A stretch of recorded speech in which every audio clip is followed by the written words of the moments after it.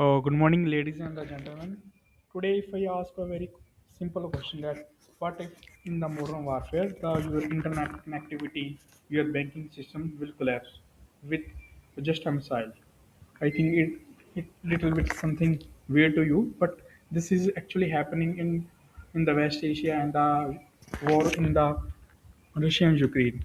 The countries are targeting the ICT data center, and they are taking on the critical infrastructure that are very useful in our daily life, whether it is in internet connectivity, our banking systems, and other data storage.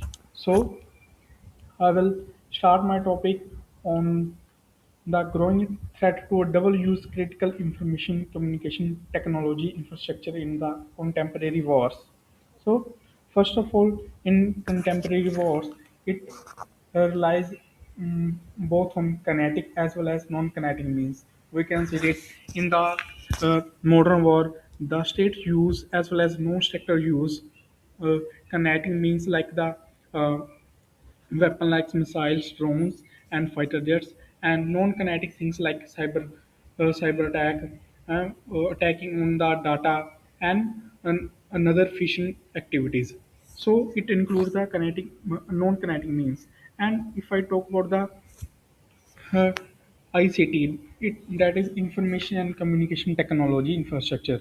It include uh, data center to impose strategic and operation data center, and other uh, vital technology that are useful in communicate the information from one area to another through the means of data cables or using the satellites and other means of communication.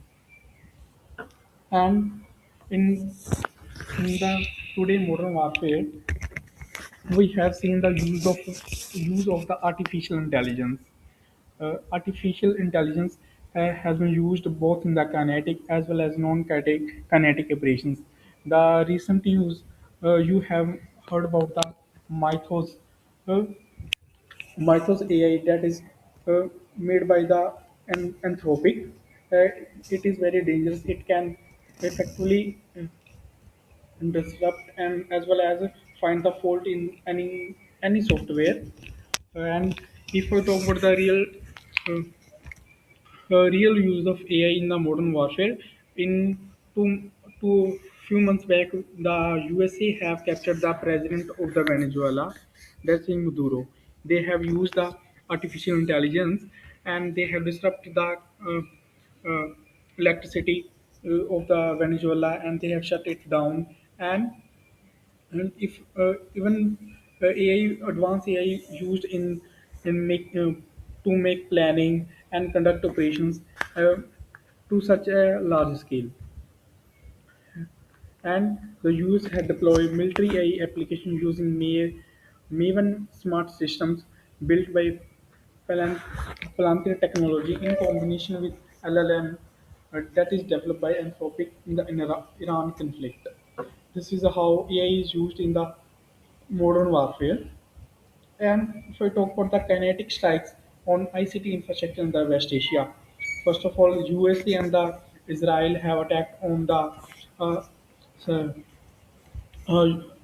Sharif University, a research facility in the Iran, as well as they have conducted strikes on the Shahid Beheshti University. They have tried to disrupt their technology, and they also stopped their bank SPA digital security because the IRGC Islamic Republic Guard Corps uh, have uh, uh, have uh, have their services linked with such banking system, and they have uh, stopped them because they are already excluded from the other internationally platforms like the SWIFT that are used for this. And in retaliation, the Iran attacked on the Amazon Web Services. So this is how they are attacking on the web centers and other things, and because they are attacking on such center to disrupt the people, to disrupt the supply chains as well as the needs require needs of the people. And uh, it is a fact that that the internet that we are using as of now, it is coming from the sea cables. 95% of the global internet come through the sea cables. So in the Hormuz Strait we have also news that the Iran or the IRGC have attacked the sea cables, and they are trying to cut those cables. As well as in the Russia and Ukraine war, we have seen that they also have tried to cut those sea cables that will disrupt the whole the nation, because our internet. It is only because of the internet we are connected with the banking system, whether it is UPI or internet banking, and our entertainment purposes. All things are in the modern world is connected to the internet. So uh, if their countries or the non-state actors cut the sea cables, the whole the nation come into the collapse, and their economy will come to collapse. And now, if I talk about the space systems for the internet connectivity, uh, to circumvent the sea cable, the countries had invested in the space systems like so SpaceX. They are providing internet with the help of the satellites. And in if I talk about the India, we have OneWeb communication, geo satellite communication, and Starlink satellite that have received the government license to provide the satellite internet connectivity. But if these internet connectivity is also not immune. They can be also strike. Presently, Indian defense forces contain defense forces, and the countries like China and the America have the capability to strike on the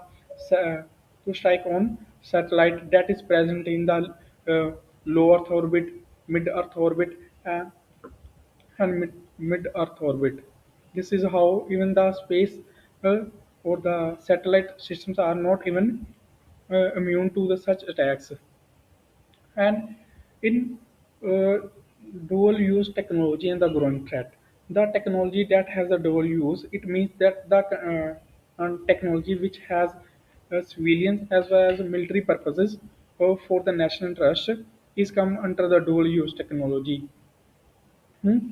So, according to Article 52 of the Geneva Convention, only the military objectives shall be attacked, and objects that offer a definite military advantage by virtue of nature, location, purpose of, or use of contribute to military action. But uh, we can see that today the artificial intelligence is used in the war. It used in the making plans, execute the plans, and other disruption to the enemy territory.